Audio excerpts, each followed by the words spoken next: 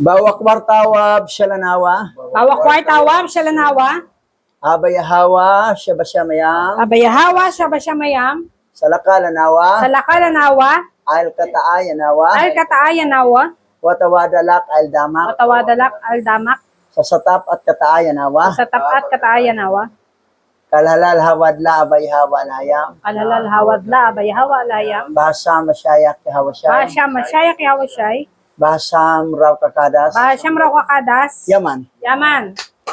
Okay. So nandito na tayo sa Second Book of Maccabees, chapter 1. Chapter 1. So magsimula na tayo sa pangalawang aklat ng Makabeo. Okay. Basa. Pangalawang aklat ni Makabeo, kabanata 1 hanggang 1 to 36. Ang mga Hudyo sa Jerusalem at Judea ay bumabati sa kanilang mga kababayan sa Ehipto. Hangad namin ang inyong lubos na kapayapaan. Pagpalain nawa kayo ng alahayam at alalahanin nawa niya ang kanyang tipan sa matatapat niyang lingkod na sina Abraham, Isaac at Jacob. Bigyan nawa niya kayong lahat ng pusong masigasig sa pagsamba sa kanya at sa pagsunod ng buong puso at pagsang-ayon sa kanyang kalooban. Tulungan nawa niya kayo na maunawaan ang kanyang mga utos at pagkalooban nawa niya kayo ng kapayapaan. Okay, itong Second Book of Macabeo, this is another version sa First Maccabee. First Book of Maccabee. Parang another version lang, pero ang story parang simula sa very beginning. Ang First Book of Maccabee kasi, nakapokus ang topic niya sa gera. Ito, simula rin, pero ang topic dito, nakapokus sa paglilingkod kay Abayhawa. Paglilingkod, pagsasamba, at pagsunod sa mga kautusan. Ito ang focus sa Second Book of Maccabee. Okay. Basa. Dinggin nawa ni Yahweh ang inyong mga dalangin at patawarin ang inyong mga pagkakasala. Naway huwag niya kayong hiwalayan sa panahon ng kahirapan. Dito sa Huda, kayo'y aming idinadalangin ngayon. Sa taong 142 BCE, nang si Demetrio II ang nagahari sa Syria, sumulat kami sa inyo, sapagkat noon ay dumating sa amin ang kahirapan at pag-uusig. Naranasan namin ang lahat ng ito, mula nang si Jason at ang kanyang mga kapanalig ay maghimagsik laban sa lupaing banal sa kaharian. Sinunog nila ang mga pintuan ng templo at pinatay ang mga taong wala namang kasalanan. Ngunit kami ay tumawag sa Yahweh at dininig naman niya ang aming panalangin. Kaya't kami ay nag-alay ng handog na hayop at harina, nagsindi ng mga ilaw, at naghain ng tinapay sa altar. So, sila, mga Hebrew Israelite, mga Hudyo sa Israel, ay sumulat sila sa mga Hebrew Israelite sa Ehipto na naiwan doon, nakatira. Yun ang binalita na itong nangyayari sa amin. Nawa kayo, ganun din, maglilingkod. Yun ang setting ng kwento dito. Puro historical story about sa paglilingkod kay Hawa. Hindi ito nakapokus sa gera. Napokus ang kanilang mga ginawa, maglingkod po. Encouragement sila one another sa bawat remnant Hebrew Israelite nga nasa iba-ibang bansa. Lalo itong sinulatan nila, yung nasa Egypt, nakatira ang mga remnant Hebrew Israelite. Okay, tuloy tayo. Ngayon ay pinapaalala namin sa inyo na ipagdiwang ang pista ng mga tulda sa ikasiyam na buwan. Isinulat ito ngayong taong 142 BCE. Ang mga taga-Jerusalem at taga-Judea ang Senado at si Judas Macabeo ay bumabati kay Aristobolo na tagapayo ni Haring Ptolomeo at mula sa angkan ng mga hinirang na saserdote. Binabati rin namin ang mga Hudyo sa Ehipto. Naway patuloy na maging masagana ang inyong buhay. Nagpapasalamat kami sa alahayam sa pagliligtas niya sa amin sa panganib at pamamatnubay sa aming pakikidigma laban sa hari. Siya ang nagpalayas sa mga nangahas lumusob sa banal na lungsod. So, ang ginawa nila noon ay mga sulat yon. Padala doon sa Egypt, sa ibang mga lugar, pagbate, ganito. Pero ngayon, high-tech na. GC. Yung group chat. Na member ko sa International Remnant Hebrew Israelite. Kumusta? How are you? Remnant Elders. Isaiah Yasherala. Yan. Sa Sikumar, sa India, na mga tribe of Levi. Sa Ethiopia, na mga elders doon, na mga alima. Pagbati mula sa Pilipinas na alima. So, yan ang mas madali ang communication ngayon, lalo na sa GC. Kasi pag kita lahat ng member ng GC, kita lahat. Ito sa kanila, sulat-sulat lang. May padala pa, may courier pa, may post office pa. So, yun. Parang telegrama. So, yun ang setting ng kwento doon. Ditong mga pangyayari na nagbigay sila ng encouragement sa bawat isa na, kamusta ang paglilingkod ninyo dyan? Huwag niyong kalimutan ang ano. So, yan. Okay, tuloy tayo. Nang dumating sa Persia si Haring Antioco, kasama ang isang hukbong parang hindi matatalo. Sila'y pinatay at pinagputol-putol sa templo ng Diyosang Sinanea. Ito'y isinasagawa ng mga tusong saserdote ng Diyosa. Si Antioco ay pumunta sa templo kasama ang mga tagapayo niya at nagkunwang pakakasal sa Diyosa upang makamkam ang kayamanan doon bilang regalo sa kanilang pag-iisang dibdib. Nang mailabas ng mga saserdote ang mga kayamanan, pumunta sa templo si Antioco at ang mga kaibigan niya para kunin ang mga iyon. Ngunit nang nasa loob na sila, isinara ng mga saserdote ang mga pinto. Yan. Kulong. Kita mo ha? Ito sa Antioco, kunwari lang ha. Dahil yung pera, yung ginto ang pakay niya doon doon sa templo. Itong templo nito, ito yung templong nagawa na ni Nehemiah, nila ni Zorobabel. Second temple nito Tapos, yung kinontrol ng mga, na mga hintel, ayan, nalagyan nilang mga revolto, mga Diyos-Diyosan. Ito sa Diyos-Diyosan. Iya. Diyos. Tapos, yan na. Okay, tuloy tayo. At isang lihim na lagusan sa kisame ang kanilang binuksan, at mula rooy binato nila ang mga panauhin hanggang sa mamatay. Pinagputol-putol nila ang mga bangkay at inihagi sa mga ulo sa labas. Purihin ang ating alahayam na naglalapat ng parusa sa mga lapastangan. Sa ika-25 araw ng ikasiyam na buwan, ipagdiriwang namin ang pagdalisay sa templo. Kaya naisip naming balitaan kayo upang ipagdiwang naman ninyo ang pista ng mga tulda at inyong maalaala ang paglitaw ng apoy na tumupok sa inialay na handog ni Nehemias matapos na muli niyang itayo ang templo at ang altar. Nangyari ito noong panahong bihagin sa Persia ang ating mga ninuno. Ang mga tapat na saserdote noong panahong iyon ay kumuha ng apoy sa altar at itinago ito sa isang tuyong balon nang walang nakakaalam. Biro mo nangyari ha. Pumasok yung mga hintil. Kukunin yung ginto. Kumari magpakasal pa sa Diyosa. Pero mabuti pala, sinira ang pinto, may lagusan pala doon sa kisame. Pinapatay nila. Pinagputol-putol. Ang ulo'y hagi sa labas. Biro mo. Sa tulong ni Abay Hawa, pinapatay yung mga hintil na mga pasaway.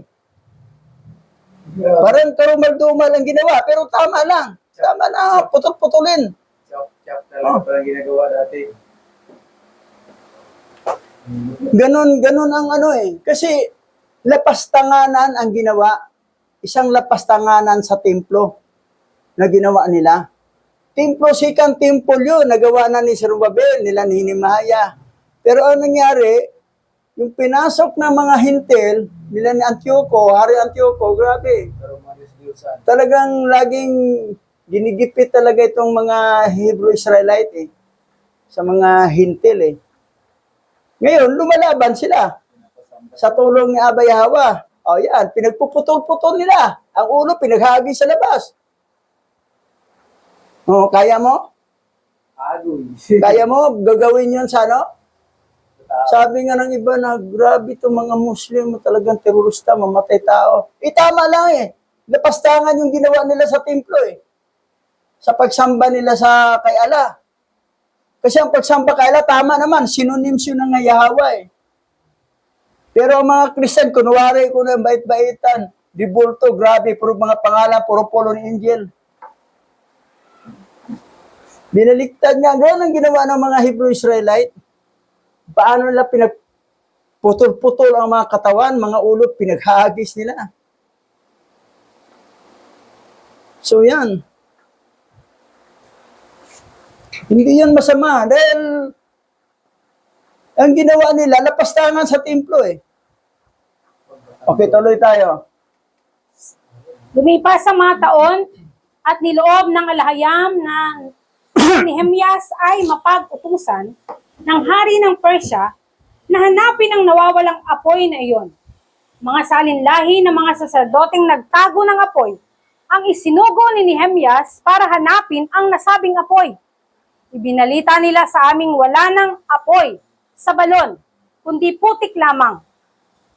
Iniutos ni Nehemias sa mga saserdote na kumuha ng putik na iyon at ibuhos sa handog, sa altar at sa kahoy na kinapapatungan nito.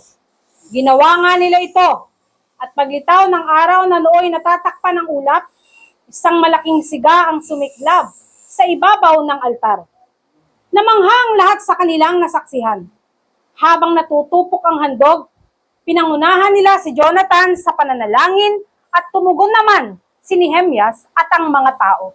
Okay. Bago natin i-explain yung ginawa sa templo, lapastangan sa templo.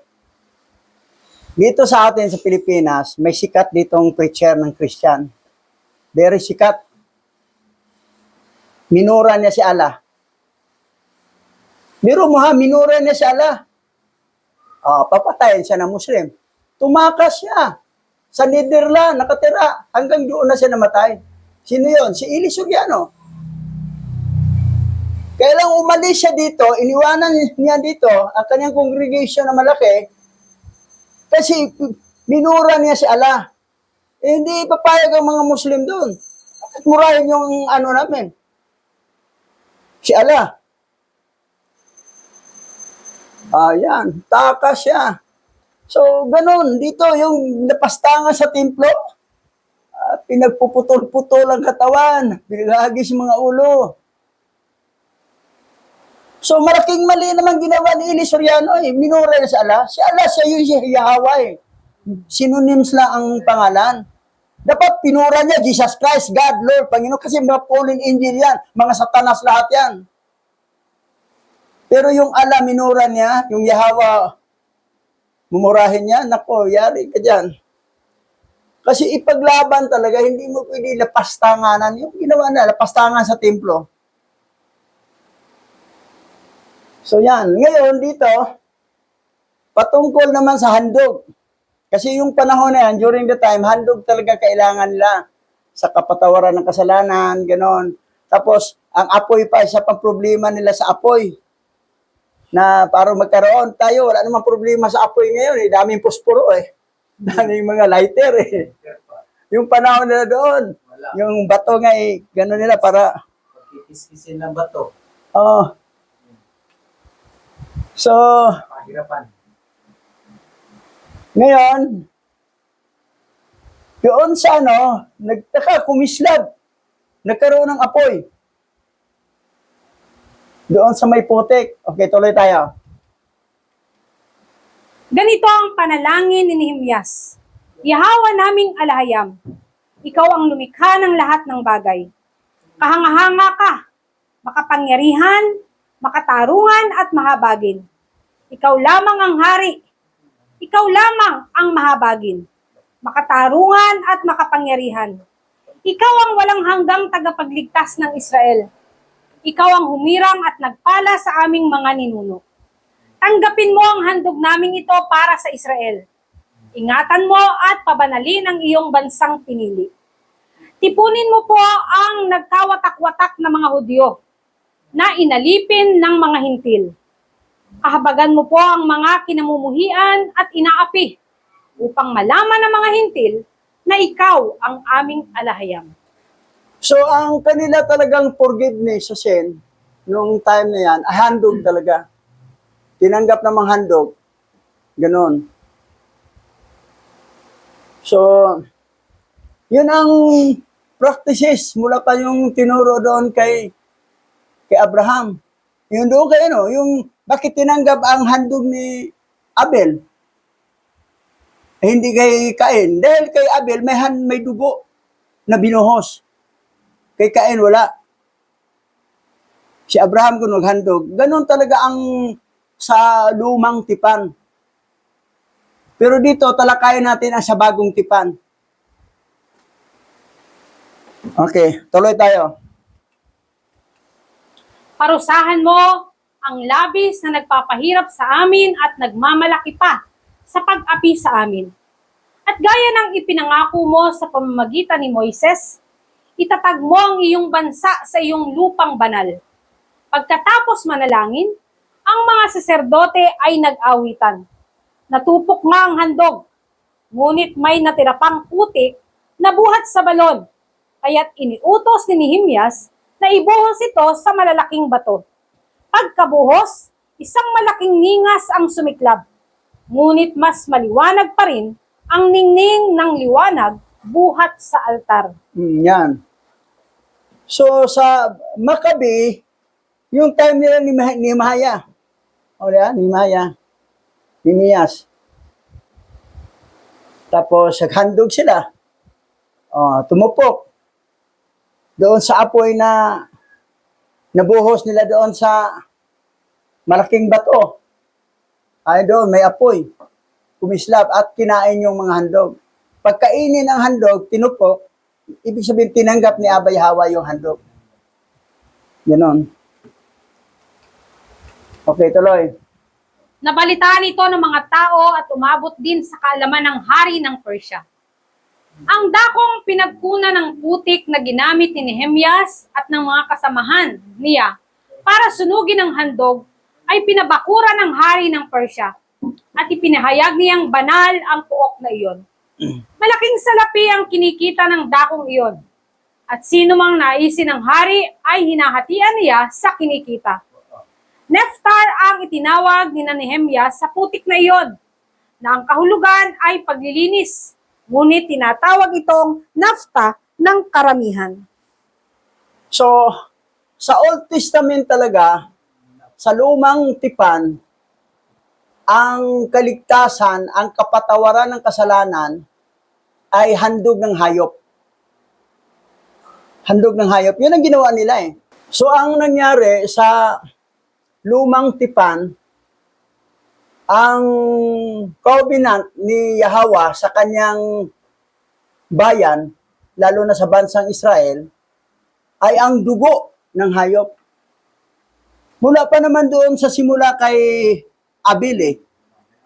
Kaya tinanggap ang handog ni Abel kasi may nabuhos na dugo. Kay Cain, wala. Kasi wala naman dugo ang ang handog ng mga pananim, mga trigo, mga prutas. Ngayon, kay Abraham, siya yung unang handog talaga mula kay Abraham. Natuloy-tuloy na yan, Isaac, Jacob, lahat ng mga lahi. Moses, lahat. Ngayon, ganun pa rin ba ang covenant noon hanggang ngayon? Wala bang pagbabago? Mayroong tinatawag na bagong tipan na hindi nalalaman ng iba. Ito. Basa. Lucas. Lucas chapter 22 verse 20. Gayon din, itinaas niya ang kupa pagkatapos maghapunan na sinasabi, ang kupang ito ang bagong tipan ni Yahweh na tinatakan ng aking dugo. Ang aking dugo ay ibubuhos para sa inyong kaligtasan. Yun ang bagong tipan ngayon. Ang bagong tipan ni Yahweh, yung dugo ni Yahweh siya.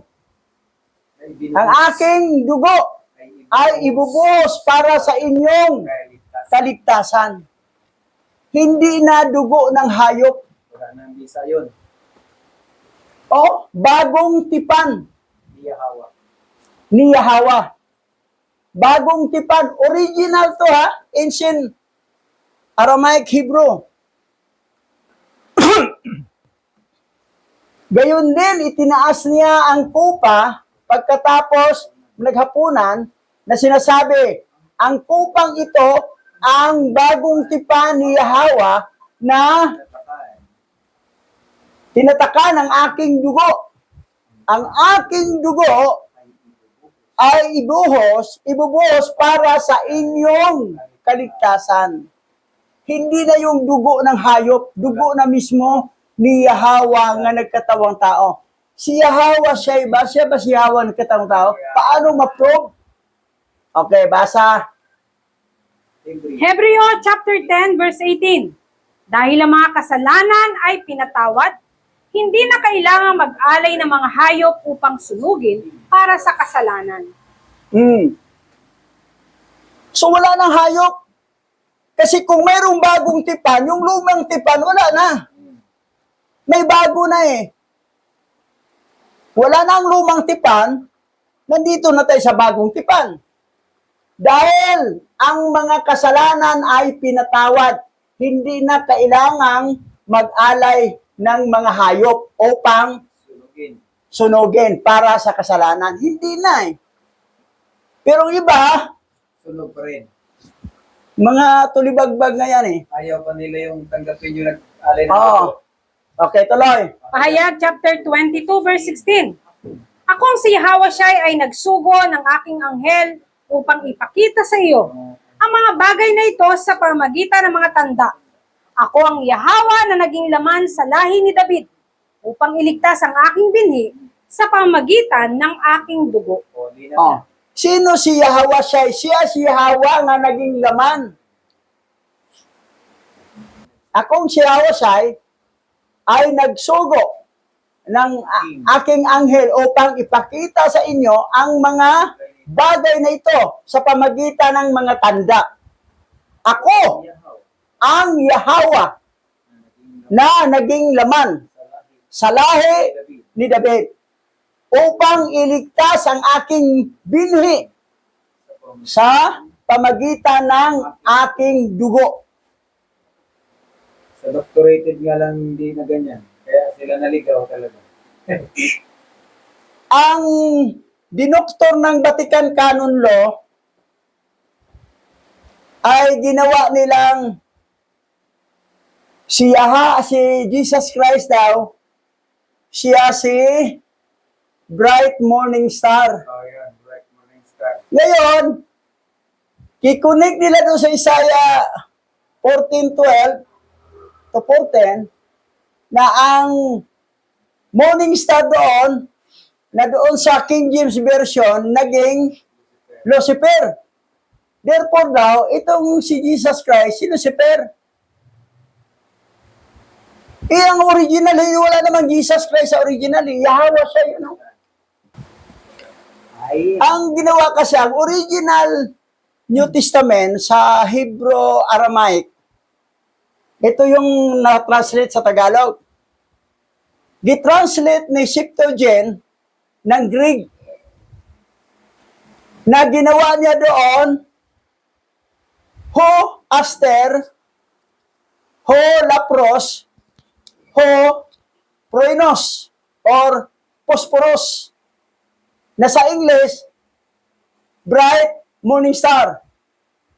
Na sa Latin, stella splendida et matutina. na sa Tagalog, maningning na bituin sa umaga. Na kinunik nila doon sa Isaiah 12:14 na si Lucifer. Kasi ang translate ni King James, Haring Santiago na bakla, ginawa niyang Lucifer. Kasi mula sa Greek, gitranslate ni Jerome sa Latin. Mula sa Latin, pinanggalingan niyan sa Hebrew Aramaic. Ang original. Gitranslate ni Septuagint. Tapos, translate sa Latin. Gitranslate ni King James na bayot, Lucifer. Tapos, dito naman sa Good News, to this English o American Standard Version, Bright Morning Star. Talagang pinag-iba-iba ang translation nila. Iba-iba ang ginawa nilang pangliling lang, pagkukurap, pagdukdoktor. Pero itong original. O, anong sabi dito sa original?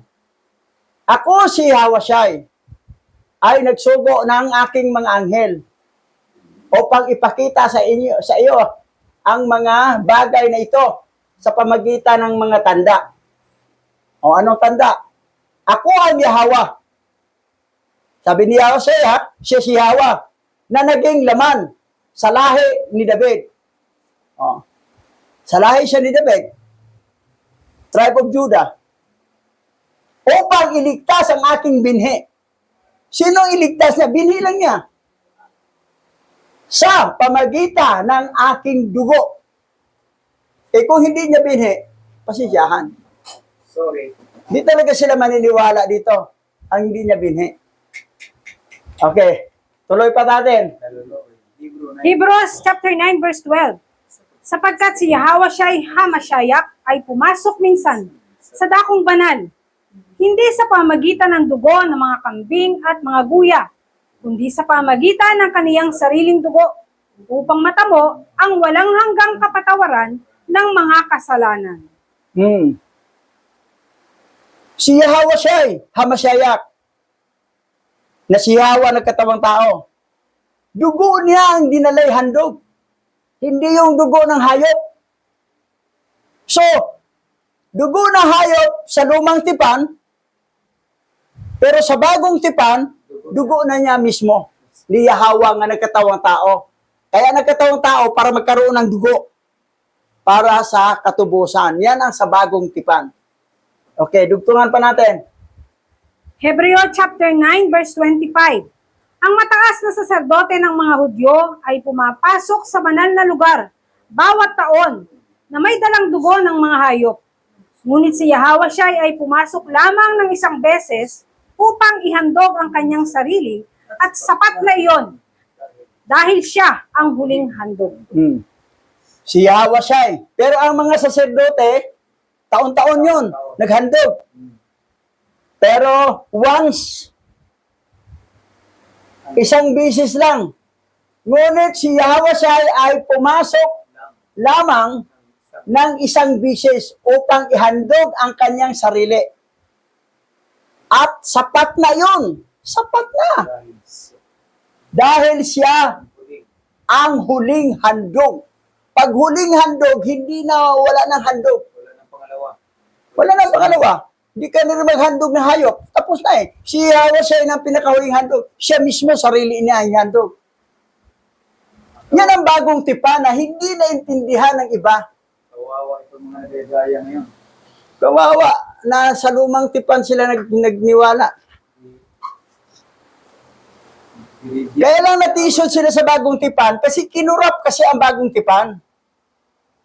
Mula sa original Hebrew, nilipat sa Greek ni Septuagint, nilipat naman mula sa Greek, nilipat naman ni Jerome papuntang Latin. Tapos, nilipat naman ni King James na haring bakla sa English. At marami ng mga version, Nagkalat na. nagkaluko-luko na. Iba na ang kwan. Hmm. Direksyon. Okay, tuloy tayo. Hebrews chapter 10 verse 9. Pagkatapos ay idinagdag niya, narito ako upang gawin ang iyong kalooban. Sa ganitong paraan, inalis ng alahayam ang unang hain at pinalitan ito ng sakripisyo ni Yahawashai Hamashaya. Oh, inalis ng alahayam ang unang hain, yung mga hayop, wala na, tapos na. At pinalitan. Ito sa sakripisyo ni Yahawashai Hamashaya. Doon na ang sakripisyo niya sa bagong tipan, ang kanyang dugo. Tuloy. Hebrews chapter 10 verse 10. At sa kalooban ng alahayam, pinabanal tayo ni Yahawashai Hamashaya sa pamamagitan ng pag-aalay ng kanyang sariling dugo, minsan para sa lahat, para sa kanyang binhi. Para sa binhi. Para sa binhi lang niya. Wala talagang pakialam yung iba. Wala yung Ang mga hindi naniniwala sa dugo ni Yahawashai nga nagligtas, hindi yan binhi ni Yahwa. Hindi yan binhi. Kundi binhi yan ng fallen angel. That's why kahit anong explain mo, paliwanag, na ang bagong tipan, dugo na ni Yahawashai ang nagkuha. Wala na yung lumang dugo ng mga hayop. Ganon. Hindi, dito hayop. Malinaw na hindi kayo binhi ni Alhayam. Binhi kayo ng mga fallen angel. Mamaya, malaman nyo saan ang hatungan ninyo. Tuloy tayo. Hebrews chapter 10 verse 29. Gaano pa kabigat na parusa ang nararapat sa mga humamak sa anak ng alahayam at hindi naniwala sa kanyang dugo. Ang tipan kung saan tayo ay pinabanal at nililinis mula sa ating mga kasalanan at nang tumanggi sa espiritu ng biyaya. Yan. Tumanggi pa sa espiritu ng biyaya. Anong nangyari Humahamak. Gaano pa kabigat na parusa ang nararapat ng mga humahamak sa anak ng alhayam. Yahawashai. Hindi natanggap si Yahawashai. Yahawa lang daw sila.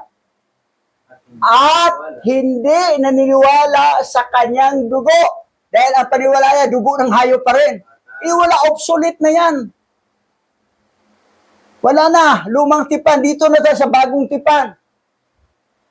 Ang tipan kung saan tayo ay pinabanal at nilinis mula sa ating mga kasalanan at na tumanggi sa espiritu ng biyaya. Yan. Tumanggi sila sa espiritu ng biyaya. Ayaw nilang tanggapin ang dugo ni Yahawashai na si Hawa nagkatawang tao para magkaroon ng dugo, magtubo sa ating kasalanan. Ayaw nilang tanggapin. Gusto pa nila sa dugo ng hayop. Sige. Malinaw nga hindi kayo binhi ni Yahwa. Binhi kayo ng mga fallen angel. Basa. Hebreo chapter 10 verse 13. Mula ngayon, maghihintay siya hanggang sa ang mga nahulog ng anghel at ang kanilang mga binhi ay ihagis sa walang hanggang kaparusahan. Yan ang hantayin ninyo. Na hindi nyo tanggap ang dugo ni Yahawashai na siya si Hawa ang nagkatawang tao dahil gusto nyo dugo pa rin ng hayop, yun pa rin handog ninyo. Sabi nito, mula ngayon, maghintay siya hanggang ang mga nahulog, hanggang ang mga nahulog na anghel at ang kanilang mga binhi ay ihagis sa walang hanggang kaparusahan. Dagat-dagatang apoy po yan. Kasi hindi kayo naniwala sa dugo ni Yahawashai nga naghugas sa ating kasalanan.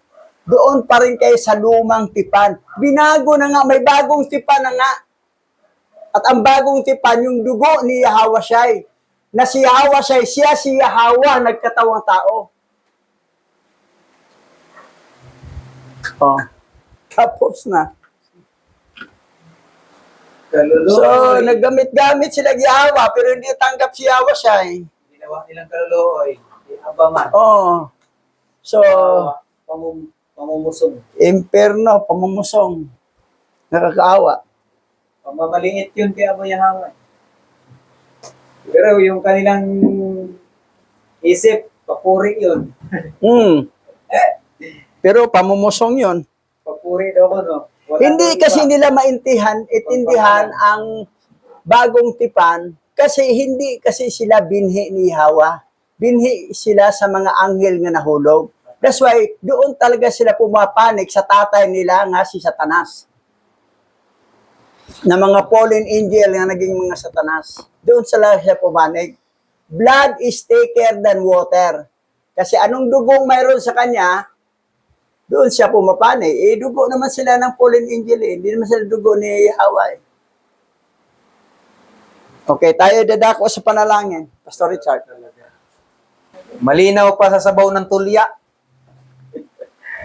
Okay, tayo pong lahat ay patuloy na malahing muli. Abay Yahawa, salamat sa mga salita mo na aming napag-aralan sa araw na ito, na nagbigay sa amin ng katatagan, ng paniniwala, panlilingkod, at patuloy na ikaw lamang at walang ibang sasambahin magpakailanman mula sa aming mga puso at sa iyong mga gagawin pa, O Yahawa. Dalangin namin ang patuloy na pag-iingat mo sa iyong mga anak at magkaroon ng kaisipan na maunawaan nila ang mga bagay na mahiwaga, lalo na ang mga naitagong kasulatan.